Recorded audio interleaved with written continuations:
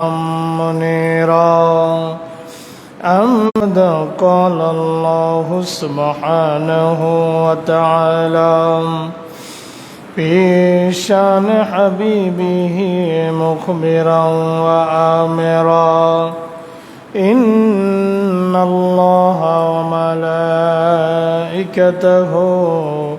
يصلون على النبي يا أيها الذين آمنوا صلوا عليه وسلموا تسليما اللهم صل على مولانا محمد وعلى آله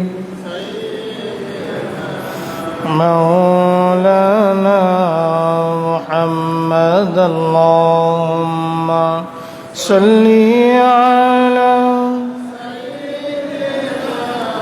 مولانا محمد وعلى آل سيدنا مولانا محمد معزز محترم مکرم اللہ پاک کے عاشقین ذاکرین بندگان السلام علیکم ورحمۃ اللہ وبرکاتہ শুকর আদায় করি মহান রব্বুল ইজ্জাতুল জালালের শাহী দরবারে যে মহান আল্লাহ তাআলা সৈয়দুল আইয়াম জুমার দিনে আমাদেরকে তাঁর পবিত্র ঘর মসজিদে সালাতুল জুমাদের জন্য তৌফিক দিয়েছেন সে মহান মালিকের শুকর আদায় করি সকলেই পড়ি আলহামদুলিল্লাহ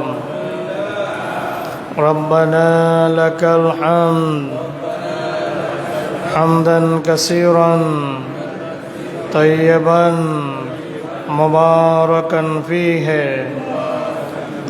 يا ربي لك الحمد كما ينبغي لجلال وجهك وعظيم سلطانك আমরা আল্লাহর শুকর আদায় করেছি আল্লাহ তাআলা কবুল করেন সকলেই বলে আমিন প্রিয় মুসল্লিয়ান আযম আজকের আলোচনার বিষয় কোরবানির ইতিহাস ও শিক্ষা কোরবানির ইতিহাস ও শিক্ষা আজকে জিলহজ মাসের প্রথম জুমার দিন আজ থেকে আর মাত্র 5 দিন পরেই আমাদের দেশে পবিত্র ঈদুল আজহা অনুষ্ঠিত হবে ইনশাআল্লাহ কোরবানি শব্দটি আরবি শব্দ কুরবুন থেকে কুরবুন বা কোরবানুন শব্দটি উর্দু ও পার্সিতে কোরবানি রূপে রূপান্তরিত হয়েছে তাহলে কোরবানি শব্দটা উর্দু ও পার্সিতে কোরবানি আরবিতে হচ্ছে কোরবান বা কুরবুন এর অর্থ হচ্ছে নৈকট্য হাসিল করা কি করা নৈকট্য লাভ করা কার নৈকট্য আল্লাহর নৈকট্য লাভ করা তাহলে আরবি কুরবুন অর্থ হচ্ছে নৈকট্য লাভ করা বা কোরবানুন শব্দটি উর্দু পার্সিতে কোরবানি রূপে আসছে আমরা এখন কোরবানি বলি কোরবানি আরবি শব্দ নয় উর্দু এবং পার্সিতে কোরবানি শব্দটা ব্যবহার হচ্ছে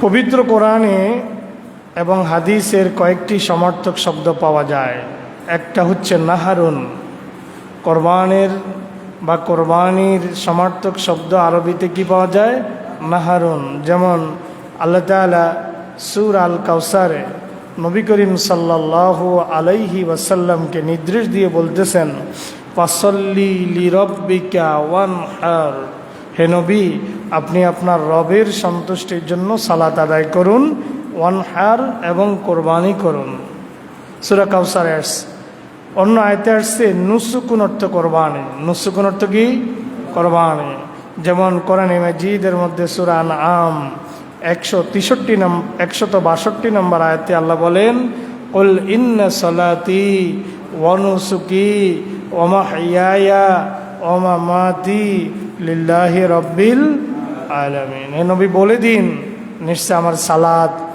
আমার কোরবানি, আমার জীবন, আমার মরণ সব একজনের জন্য। তিনি কে? তিনি হচ্ছেন মহান আল্লাহ তাআলা, যিনি আমার আপনার মালিক, আমার আপনার স্রষ্টা।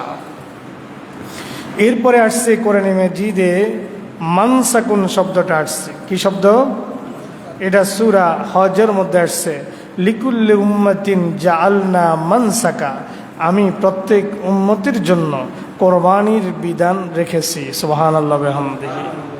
তাইলে আমরা পেলাম কোরবানির বা কোরবানের সমার্থক শব্দ নাহারুন, নুসুকুন, মানসাকুন। কয়টা শব্দ পেয়েছি কোরআনে? কোরআনে 3টা শব্দ পেয়েছি। হাদিসে একটা শব্দ পেয়েছি, এটা হচ্ছে আদহা।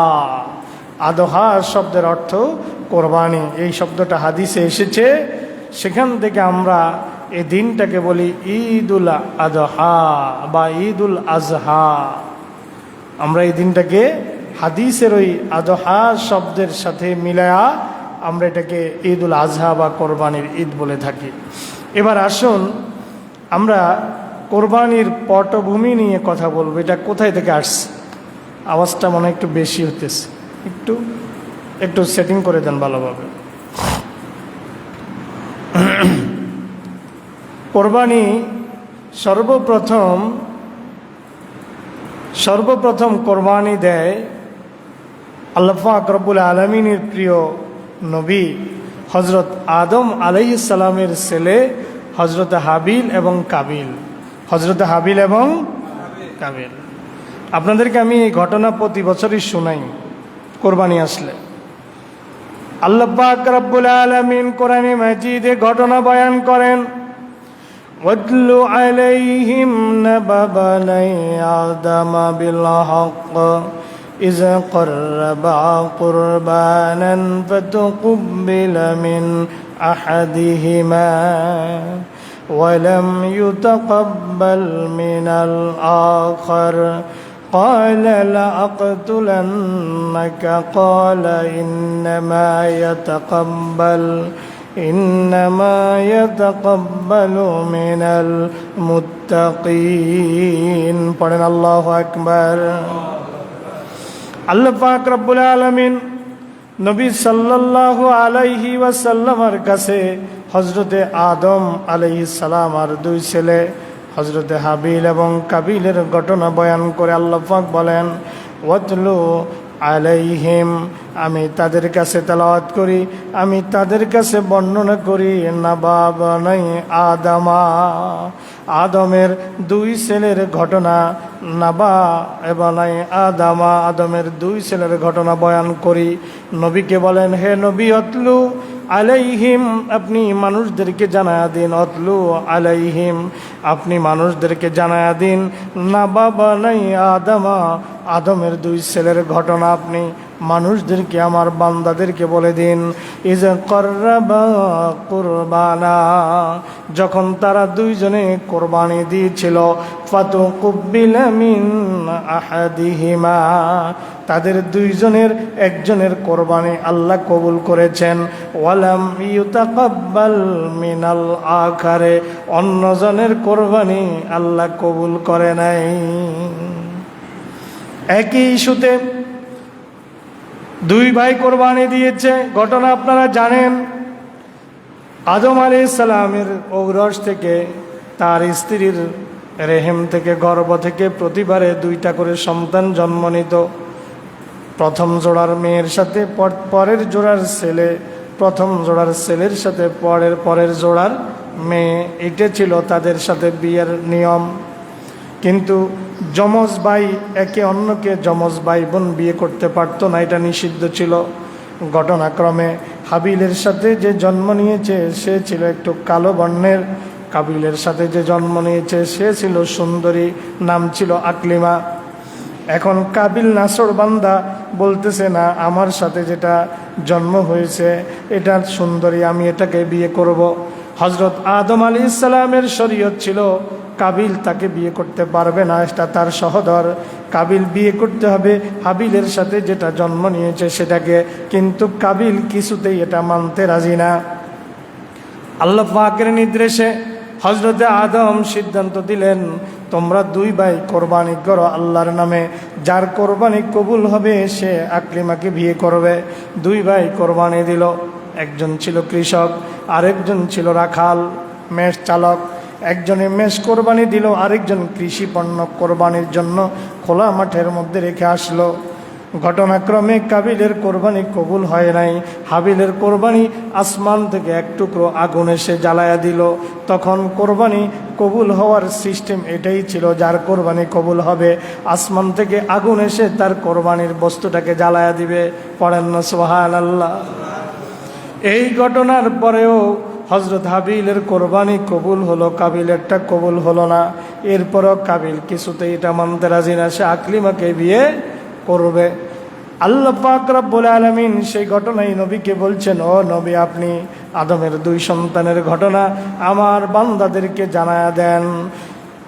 ওয়াতলু আলাইহিম নাবা বানাই আদম বিল হক, আপনি আদমের দুই ছেলের ঘটনা সঠিক কাহিনীটা আমার বান্দাদের কাছে বর্ণনা করে দিন। ইজ করবা কোরবানা, যখন তারা দুইজন কোরবানি করেছে, ফাতুকুব্বিলা মিন আহাদিহিমা, একজনেরটা কবুল হয়েছে, ওয়ালাম ইউতাকাব্বাল মিনাল আখারে, আরেকজনেরটা কবুল হয় নাই। ক্বালা লা আকতুলান্নাকা, কাবিল তার কোরবানি যখন কবুল হলো না, সে হাবিলকে বলল, লা আকতুলান্নাকা, আমি অবশ্যই তোমাকে হত্যা করব। ক্বালা ইন্নামা ইয়াতাকাব্বালু মিনাল মুত্তাকিন, হাবিল বললেন, আল্লাহ তো শুধু মুত্তাকিদের কোরবানি কবুল করে। সুবহানাল্লাহ। এখান থেকে আমাদের শিক্ষা, আপনার যদি ভিতরে তাকওয়া না থাকে, পরহেজগারি না থাকে, কোরবানিটা যদি আল্লাহর সন্তুষ্টির জন্য না হয়, আপনার কোরবানিও, কাবুলের কোরবানি যেভাবে কবুল হয় নাই, আপনার কোরবানিও সেভাবে কবুল হবে না।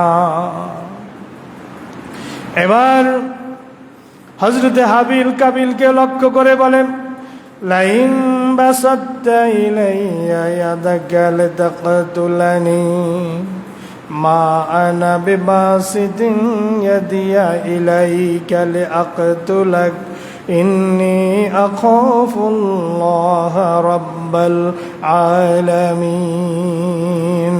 লাইন বাসাত্তা ইলাইয়া ইয়াদাকা লিতাকতুলানি, কয় তুমি যদি আমার দিকে হাত বাড়াও আমাকে হত্যা করার জন্য, মা আনা বিবাসিতিন ইয়াদিয়া ইলাইকা লিআকতুলাকা, তোমাকে হত্যা করার জন্য আমি তোমার দিকে হাত বাড়াবো না। ইন্নী আখাফুল্লাহ রাব্বাল আলামিন, নিশ্চয় আমি কাকে ভয় করি? আল্লাহকে ভয় করি। এত সুন্দর কথার পরও কাবিলকে হাবিলকে ছেড়ে দিয়েছিল? ছাড়ে নাই, হত্যা করেছে। এটা হচ্ছে প্রথম ঘটনা, কোরবানির প্রেক্ষাপট। এই ঘটনার সাথে আরও ঘটনা আছে, সেই ঘটনা বয়ান উদ্দেশ্য নয়। উদ্দেশ্য ছিল কোরবানিটা কোথা থেকে আসছে সেটা বয়ান করা। তাইলে আমরা দেখতে পেলাম সর্বপ্রথম পৃথিবীতে কোরবানি হয় হজরতে হাবিল এবং কাবিলের মধ্যে। হাবিলেরটা আল্লাহ কবুল করেন, কাবিলেরটা আল্লাহ কবুল করেন নাই, প্রত্যাখ্যান করেন। দ্বিতীয় প্রেক্ষাপট, হজরত ইব্রাহিম আলাইহিস সালাম বৃদ্ধ বয়সে কানতে কানতে আল্লাহর দরবারে ফরিয়াদ জানাতে জানাতে আল্লাহ অবশেষে বৃদ্ধ বয়সে একটা ছেলে দিলেন। একদম বৃদ্ধ বয়স একটা ছেলে দিলেন, নাম রাখলেন ইসমাইল। নাম কি রাখলেন? বিস্তারিত বলার সময় নাই, যতটুকু প্রয়োজন ততটুকু শুনেন। ওয়াইজ ইবতালা ইব্রাহিম রাব্বুহু বিকালিমাতিন ফাআতাম্মাহুন্না قال إني جاعلك للناس إماما। আল্লাহ পাক রব্বুল আলামিন বলেন, ও নবী স্মরণ করুন সেই সময়ের কথা, ইজবতালা ইব্রাহিম রাব্বুহু, যখন ইব্রাহিমকে তার রব পরীক্ষা করেছেন, বিকালিমাতিন, কয়েকটি ব্যাপারে কি করেছেন? ইব্রাহিমকে পরীক্ষা করেছেন। আগুনের কুণ্ডলিতে নিক্ষেপ হয়েছে কি হয় নাই? এরপরে শিশু ইসমাইলকে বলছে, শিশু ইসমাইল সহ মা হাজারকে মক্কার মরুভূমিতে রেখে আসো, চারদিকে গাছ নাই, পালা নাই, পানির ব্যবস্থা নাই, পানির কুয়া নাই, কিচ্ছু নাই, জনমানব নাই, একটা বসতি নাই, একটা মানুষও আশেপাশে বসবাস করে না, এমন একটা জায়গায় আল্লাহর নির্দেশে রেখে আসছে শিশুপুত্র ইসমাইল মা হাজারকে রেখে আসছে। নির্দেশ ছিল কার? আল্লাহর নির্দেশে। প্রত্যেকটা পরীক্ষায় হজরত ইব্রাহিম আলাইহিস সালাতু ওয়াস সালাম উত্তীর্ণ হয়েছেন।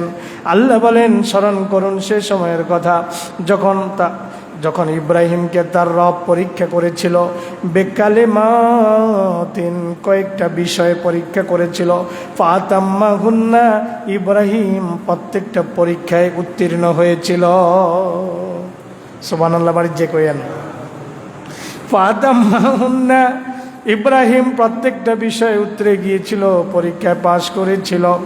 ক্বালা ইন্নী জাইলুকা লিন্নাসি ইমামা, যখন ইব্রাহিম আলাইহিস সালাম সব পরীক্ষায় পাশ করে গেলেন, উতরে গেলেন, আল্লাহ পাক রব্বুল আলামিন ইব্রাহিমকে লক্ষ্য করে বললেন, ও ইব্রাহিম, ইন্নী জাইলুকা লিন্নাসি ইমামা, আমি সকল মানুষের জন্য তোমাকে ইমাম বানায়া দিলাম, তোমাকে নেতা বানায়া দিলাম। এরপরের ঘটনা শুনেন। যখন হযরত ইসমাইল বাবার সাথে চলাফেরার বয়স উপনীত হলো, ফালাম্মা বালাগা মাআহুস সা'য়া ক্বালা ইয়া বুনাইয়া ইন্নী আরা ফিল মানামি আন্নী আযবাহুকা ফানজুর মাযা তারা قال يا أبت افعل ما تؤمر ستجدني إن شاء الله من الصابرين فلما بلغ معه السعي, হযরতে ইসমাইল যখন বাবার সাথে চলাফেরার বয়স উপনীত হলো, সন্তান যখন একটু বড় হয়, বাবা ডাক দিয়ে কাছে কাছে রাখে, সাথে সাথে নিয়ে যায়, ক্ষেত খামারে গেল নিয়ে যায়, হাটে বাজারে গেল নিয়ে যায়, কোথাও ঘুরতে গেলে বেড়াতে গেল নিয়ে যায় কিনা। ছেলেরা যখন একটু বড় হয়, বাবা আস্তে আস্তে পরিবারের কাছে, সমাজের কাছে, মহল্লার কাছে সন্তানকে একটু একটু করে সাথে নিয়ে নিয়ে পরিচয় করায়, হাতে করে ধরে নিয়ে যায়, কয় কে আমার ছেলে, ঠিক কিনা? এইভাবে তো পরিচয় হয়। হযরত ইব্রাহিমের সাথে চলাফেরার বয়সে যখন ইসমাইল উপনীত হলো, হযরত ইব্রাহিম স্বপ্ন দেখতে লাগলেন যে তিনি ইসমাইলকে জবাই করতেছেন। খেয়াল করবেন, জবাই করে ফেলছেন, 2 টুকরা করে ফেলছেন, এরকম দেখেন নাই। ছুরি দিয়া জবাই করছেন, রক্ত বাইর হইছে, এরকম দেখেন নাই। তিনি বারবার স্বপ্ন দেখতেছেন যে ইব্রাহিমকে জবাই করতেছেন। জবাই করতেছেন এক কথা, কিন্তু জবাই করে ফেলছেন সেটা আরেক কথা। তিনি দেখছেন যে জবাই করতেছেন। আল্লাহ বলেন, ইব্রাহিম আলাইহিস সালাতু ওয়াস সালাম ছেলেকে ডাক দিয়ে বলল, ইয়া বুনাইয়া, ইয়া বুনাইয়া, হে প্রিয় বৎস। ছেলেকে ডাকার জন্য আরবিতে যত শব্দ আছে, সবচেয়ে উত্তম শব্দ, সবচেয়ে ভালোবাসায় পরিপূর্ণ শব্দ, সবচেয়ে স্নেহপূর্ণ শব্দ হচ্ছে বুনাইয়া। ইবনুন অর্থ ছেলে, কিন্তু এখানে ইয়া ইবনি বলে নাই, বলছে ইয়া বুনাইয়া, হে আমার প্রিয় সন্তান, হে আমার প্রিয় ছেলে। কে বলছে? হযরতে ইব্রাহিম আলাইহিস সালাতু ওয়াস সালাম বলছে, ইয়া বুনাইয়া, হে আমার প্রিয় সন্তান, প্রিয় ছেলে, ইন্নী আরা ফিল মানাম, আমি স্বপ্নে দেখি, আমি স্বপ্নে আন্নী আযবাহুকা, আমি তোমাকে জবাই করতেছি, আমি তোমাকে জবাই করতেছি। এটা বর্তমান কাল, হ্যাঁ, আমি তোমাকে জবাই করেছি এই কথা বলে নাই, আমি তোমাকে জবাই করতেছি এটা বলেছে, প্রেজেন্ট টেন্স। আমি তোমাকে জবাই করতেছি, আমি স্বপ্নে দেখেছি। আন্নী আযবাহুকা, আমি স্বপ্নে দেখেছি তোমাকে জবাই করতেছি। ফানজুর মাযা তারা, চিন্তা করে দেখো এই বিষয়ে তোমার মতামত কি, চিন্তা করে দেখো এই বিষয়ে তোমার মতামত কি।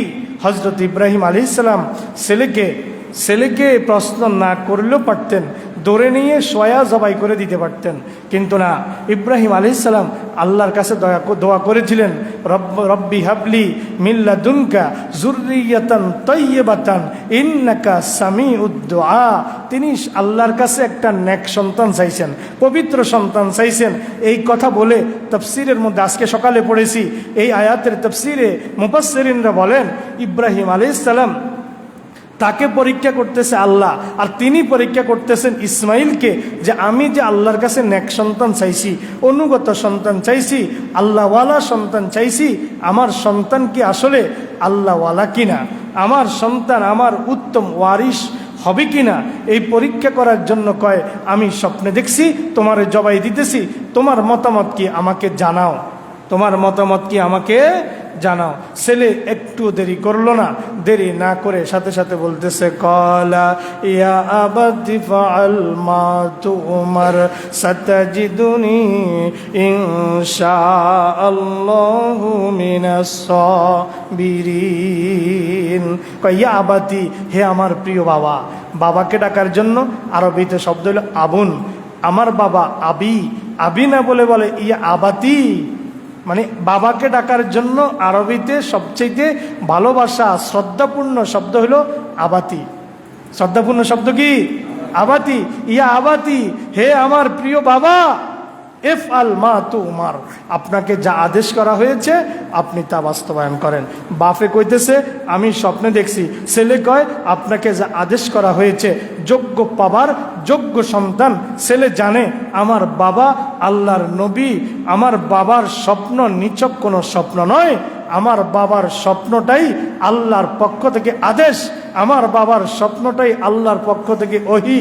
এই জন্য ছেলে বলতেছে ইয়া আবাতি, হে আমার প্রিয় বাবা, ইফআল, আপনি করুন, মা তুমার, যেটা আপনাকে আদেশ করা হয়েছে। আপনি চিন্তা করেন না, আপনি ভয় পায়েন না, সাতাজিদুনি ইনশাআল্লাহু মিনাস সাবিরিন, আপনি আমাকে ধৈর্যশীলদের কাতারে পাবেন, আমি আপনাকে কষ্ট দিব না। আমাকে জবাই দিতে গেলে হাত ছোড়া, পা নিক্ষেপ করা, পা ছোড়া, দৌড়ায় ছুটির কোথাও চলে যাওয়া, পলায়ন করা, এই রকমের কিছু হবে না। বাবাকে বলতেছে আপনার আদেশ বাস্তবায়ন করুন, পাশাপাশি নিরাপত্তা দিতেছে, নিশ্চয়তা দিতেছে যে আমি ছুটাছুটি করব না, আমি আপনার অবাধ্য হব না, আমি ধৈর্য ধারণ করব। পড়েন না সুবহানাল্লাহ। যেমন বাবা তেমন সন্তান। সাতাজিদুনি ইনশাআল্লাহু মিনাস সাবিরিন, ওসিরে আপনি আমাকে ধৈর্যশীলদের অন্তর্ভুক্ত পাবেন। ফালাম্মা আসলামা, তারা দুইজনে যখন আল্লাহর কাছে আত্মসমর্পণ করে দিল, ওয়াতাল্লাহু লিল জাবিন, এবার হযরতে ইব্রাহিম আলাইহিস সালাতু ওয়াস সালাম ইসমাইল আলাইহিস সালামকে উপর করে শোয়া দিলেন। কিভাবে শোয়াইছেন? সিট করে না, উপর করে শোয়াই দিয়েছেন। চেহারার দিকে তাকাইলে মায়া লাগতে পারে, দয়া, মনের মধ্যে দয়া জাগ্রত হতে পারে। বৃদ্ধকালে একটা সন্তান দিছে, আল্লাহর নির্দেশ ওইটাই জবাই করে দাও, মায়া আসতে পারে, দয়া আসতে পারে চেহারার দিকে তাকাইলে।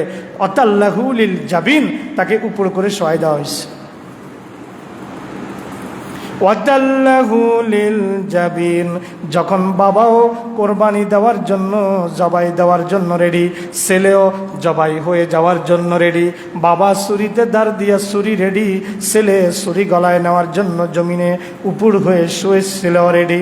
আল্লাহর উদ্দেশ্য ছিল ইব্রাহিম আমার বিধানের কাছে আত্মসমর্পণ করে কিনা, ইসমাইল আমার বিধানের কাছে আত্মসমর্পণ করে কিনা।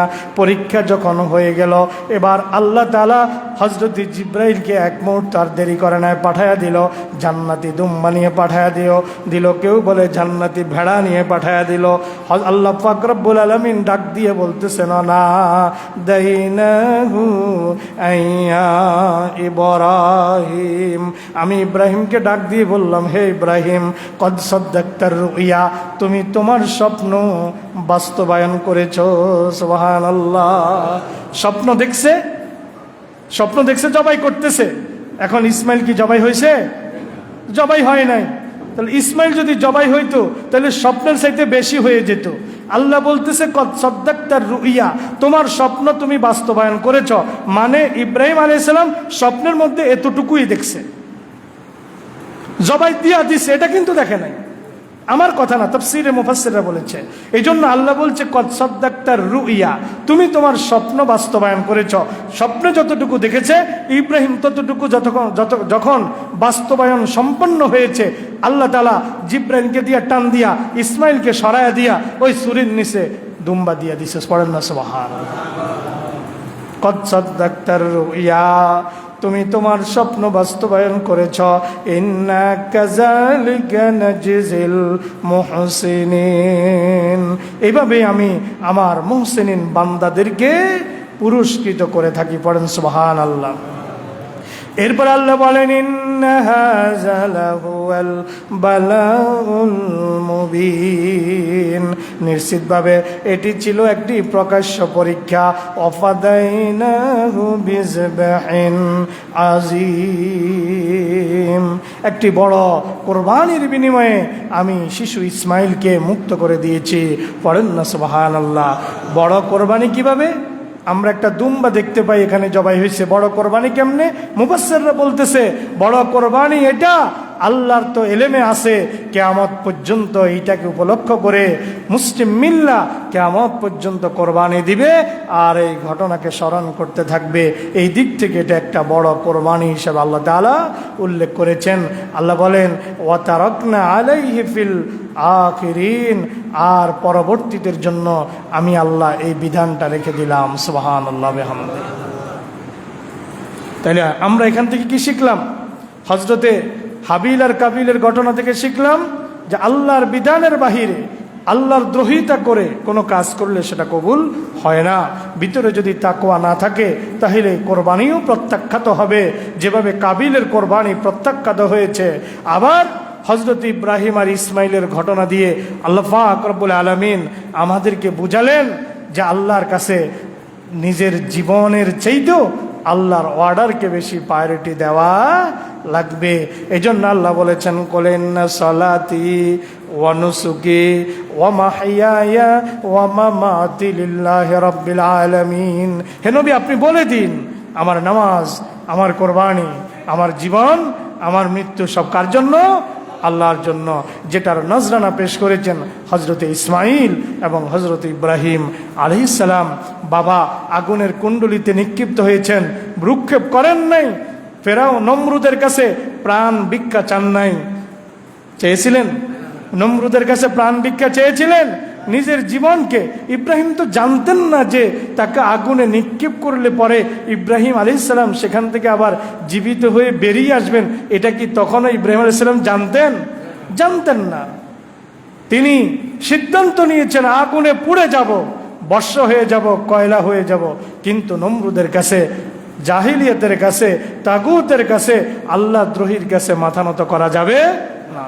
তাহলে ইব্রাহিম আলাইহিস সালামও জীবনের পরীক্ষা উত্তীর্ণ হয়েছেন।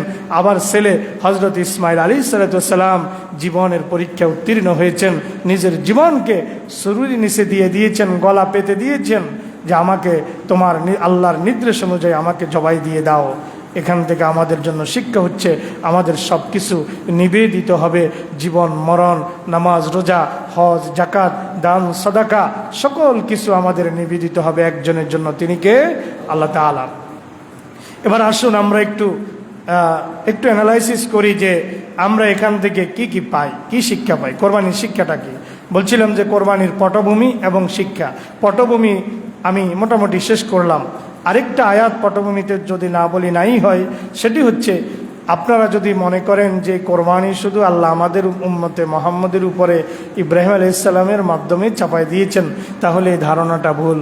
বরং আল্লাহ তাআলা কোরআনে মাজিদে সূরা আল হজ আয়াত নম্বর 34 আল্লাহ বলছেন ওয়ালিকুল্লি উম্মাতিন জাআলনা মানসাকা, প্রত্যেকটা জাতির জন্য আমি আল্লাহ তাআলা কোরবানির বিধান দিয়েছি। তো শুধু উম্মতে মুহাম্মদের উপরে দিয়েছেন বিষয়টা এটা নয়। ওয়ালিকুল্লি উম্মাতিন জাআলনা মানসাকা, সূরা হজ খুলেন 34 নম্বর আয়াতটা দেখেন। আল্লাহ বলেন প্রত্যেক জাতির জন্য আমি কোরবানির বিধান দিয়েছি। লিয়াজকুর ইসমাল্লাহি আলা মা রাযাকাহুম মিন বাহিমাতিল আনআম, চতুষ্পদ জন্তুর মধ্যে যেগুলো তাদের জন্য রিজিক হিসাবে দেওয়া হয়েছে সেগুলো জবাইয়ের সময় যেন তারা আল্লাহর নামকে স্মরণ করে। সুতরাং যখন জবাই দিব আমরা তো এখন কি করি? পুরুষ মহিলা, কারণ আমরা আমরা তো অনেক সময় আপনাদের অনুরোধে গরু কোরবানি দিতে যাই, যাইয়া দেখি যে সেখানে মহিলা পুরুষ একাকার। ঘটনা সত্য না মিথ্যা? এটা যেন না হয়। আপনি কোরবানি দিতে যাইয়া পর্দার বিধান লঙ্ঘন করলেন, লাভ হইল কি? কোরবানি দিতে যাইয়া ওয়াজিব করতে যাইয়া ফরজ লঙ্ঘন করলেন। আপনি ফটো সেশনে ব্যস্ত, হুজুর গলার মধ্যে ছুরি লাগাইতেছে, আপনি ওটা ভিডিও করতেছেন, ভিডিও করে ওটা সোশ্যাল মিডিয়ায় দিতেছেন। না, আমাদের কোনো কাজে যেন রিয়া না থাকে। আমাদের কোনো ইবাদত, কোরবানি শুধু একটা পশু জবাই দেওয়া নয়, এটার মধ্যে আমাদের জন্য শিক্ষা রয়েছে। আমরা পশুর গলায় শুধু ছুরি চালানোর মধ্য দিয়ে আনুষ্ঠানিকতা পালন করবে এটা নয়, বরং নিজের ভিতরের যে পশুত্ব সেটাও আমাদেরকে সাথে সাথে জবাই দিয়ে দিতে হবে। আমার খায়ের সাথে নফসানি, আমার নফসে আম্মারা আমাকে যে ধোকা দেয়, আমাকে যে পরচিত করে, সেগুলোর মোকাবিলাও ওই ছুরিকে যেভাবে গরুর গলায় চালিয়ে দিলাম, পশুকে জবাই করে দিলাম, আমার নিজের ভিতরের পশুকেও এইভাবে জবাই করে দিতে হবে। এই জন্য আল্লাহ তাআলা কোরআনে মাজিদে সুন্দর করে বলেছেন, লা ইয়ানালাল্লাহা লুহুমুহা ওয়ালা দিমাউহা ওয়ালাকিন ইয়ানালুহুত তাকওয়া মিনকুম। এটা কোরবানির শিক্ষা, শুদ্ধ নিয়ত এবং তাকওয়া। কোরআন এই কোরবানি আমাদেরকে শিক্ষা দেয় শুদ্ধ নিয়ত এবং তাকওয়া অর্জন করতে হবে। নিয়ত যদি শুদ্ধ না হয়, কোরবানি কি আল্লাহর কাছে পৌঁছবে? কথা কয় না, পৌঁছবে? ভিতরে যদি আল্লাহ ভীতি না থাকে, তাকওয়া না থাকে, কোরবানি কি আল্লাহর কাছে পৌঁছবে? আল্লাহর কাছে পৌঁছবে। আল্লাহ বলেন, লা ইয়ানালাল্লাহা লুহুমুহা, তোমাদের কোরবানির পশুর গোশত আল্লাহর কাছে পৌঁছে না। ওয়ালা দিমাউহা, কোরবানির পশুর রক্ত আল্লাহর কাছে পৌঁছে না। ওয়ালাকিন ইয়ানালুহুত তাকওয়া মিনকুম, তোমাদের অন্তরে যে তাকওয়া আছে, এই তাকওয়াটাই শুধু আল্লাহ তাআলা দেখেন। আল্লাহ তোমাদের গোশতও নেন না, তোমাদের হাড্ডিও নেন না, তোমাদের রক্তও নেন না, তোমাদের চামড়াও নেন না, তোমাদের কলিজাও নেন না, সব তোমরাই খাও। পাখিদি আল্লাহ দেখতেছে বান্দা কি আমার জন্য কোরবানিটা করতেছে, নাকি বান্দা শুধু গোশত খাওয়ার নিয়তে, বড়ত্ব দেখানোর নিয়তে। গরু কাঠটা এবার বড় হয়েছে এলাকার মধ্যে, মহল্লার মধ্যে কাঠটা দেখতে সবচেয়ে নাদুস নদুস, কাঠটা সবচেয়ে সেরা, দোকানের কাছে এগুলো আলোচনার বিষয়, এগুলোই আলোচনার বিষয়। টাকা না থাকলে কিস্তিতে উঠে হইলো কোরবানি দিতে হবে। একটা ট্রেন্ড হয়ে গেছে, একটা ট্রেডিশন হয়ে গেছে আমাদের। খবরদার, এটা নিছক, এটা নিয়ে ফাইজলামের বিষয় না, এটা একটা ইবাদত। এটা কি? এটা কি? কোরবানিটা একটা ইবাদত। ইবাদতকে ইবাদতের জায়গায় রাখতে হবে।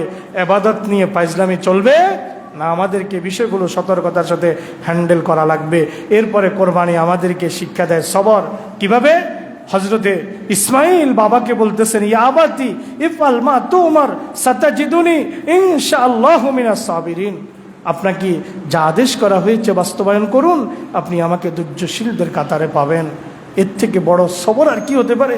একটা ছেলেকে বাবা ছুরির নিচে দিয়ে এখন জবাই করে দিবে, ছেলে নিজ ইচ্ছায় বাবার সাকুর নিচে শুয়ে পড়েছে, আল্লাহর বিধানের কাছে সারেন্ডার করার জন্য, আল্লাহর কাছে নিজকে সঁপে দেওয়ার জন্য। এর চাইতে বড় স্যাক্রিফাইস, বড় সবর আর কিছু হতে পারে না পৃথিবীতে। আমি মনে করি সবরের সবচেয়ে বড় নজরানা হচ্ছে হজরত ইসমাইল জমিনে জবাই হওয়ার জন্য শুয়ে যাওয়া। এর চাইতে বড় সবরের নজরানা আর কিছু হতে পারে না। এরপরে শর্তহীন আনুগত্য কোরবানি আমাদেরকে শিক্ষা দেয়।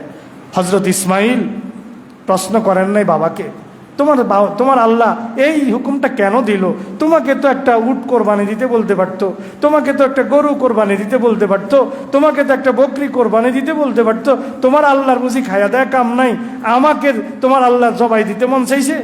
ইসমাইলকে প্রশ্ন করছিলেন তো? বলেন, আজকের আমাদের জেনজি, আমাদের আলফা কি জেনারেশন আলফা যদি এরকম আসতো হুকুম, ওইটা আল্লাহর বুঝি আর খায়া দেয়া কাম নাই।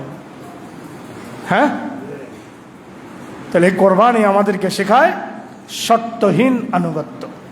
কি আনুগত্য? শর্তহীন আনুগত্য। আজকে আমরা নামকা ওয়াস্তে মুসলমান, শর্তহীন আনুগত্য নাই। কালকে রামিসার ঘটনা আপনারা জানেন তো, পুরা বাংলাদেশকে আলোড়িত করেছে। 7 বছরের শিশুকন্যাকে দর্শন তো করেছে, টুকরা টুকরা করে বাথরুমের ভিতরে রেখেছে। গ্রিল কেটে পলায়ন করেছে, আসামি ধরা পড়েছে। একজন দায়িত্বশীল মন্ত্রী বলেছিলেন মধ্যযুগীয় বিচার ব্যবস্থায় আর যাইতে পারেন না। কোরআনের ব্যবস্থাকে তিনি মধ্যযুগীয় বলছেন। কিসের ব্যবস্থাকে? কথা কয় না। কিসের ব্যবস্থাকে? কোরআনের ব্যবস্থাকে তিনি মধ্যযুগীয় বলছেন। আপনি শুধু নামে মুসলমান হইলে কাজ হবে না।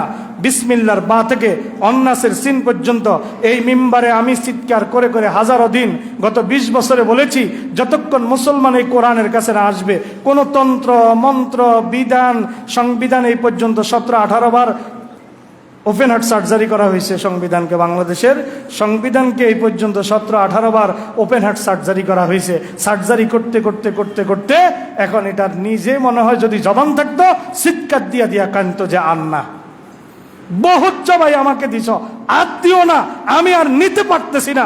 সংবিধানের যদি জবান থাকতো, সংবিধান এই কথা বলতো। আর আল্লাহ 1450 বছর আগে আপনাকে একটা সংবিধান দিয়ে বলেছেন জালিকাল কিতাবু লা রাইবা ফিহি। আল্লাহ সংবিধান দিয়ে বলেছেন, আল্লাহ সংবিধান দিয়ে বলেছেন মা ফাররাতনা ফিল কিতাবে মিন শাই। আল্লাহ সংবিধান দিয়ে বলেছেন ওয়ানাজ্জালনা আলাইকাল কিতাবা তিবয়ানান লিকুল্লি শাই। ও বান্দা, তোমার জীবনের শুরু থেকে শেষ পর্যন্ত কিয়ামত পর্যন্ত পৃথিবীতে যত সমস্যার সৃষ্টি হবে সকল সমস্যার সমাধান দিয়া আমি তোমার কাছে এই কিতাব পাঠিয়ে দিয়েছি। জালিকাল কিতাবু লা রাইবা ফিহি। আল্লাহ বলে দিয়েছেন ইনিল হুকমু ইল্লা লিল্লাহ। সৃষ্টি আমার, সাম্রাজ্য আমার, মালিকানা আমার। টোটাল নবমণ্ডল ভূমণ্ডল টোটাল কুল কায়নাতের স্রষ্টা আমি, মালিক আমি, সাম্রাজ্য আমি।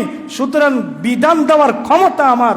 তোরা হলি গোলাম, গোলামের আবার কিসের রে সংবিধান, গোলামের আবার কিসের রে আইন? তোদের দৃষ্টতা কোথায় থেকে রে আসে?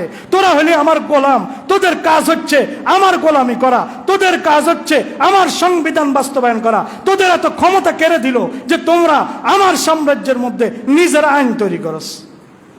বুঝেন নাই? বুঝেন নাই? রাগ করেন? ওই যে এখন ট্রেন্ড হয়েছে রাগ করলে করেন, আপনার রাগ নিয়ে আপনি থাকেন, আমার কিচ্ছু যায় আসে না।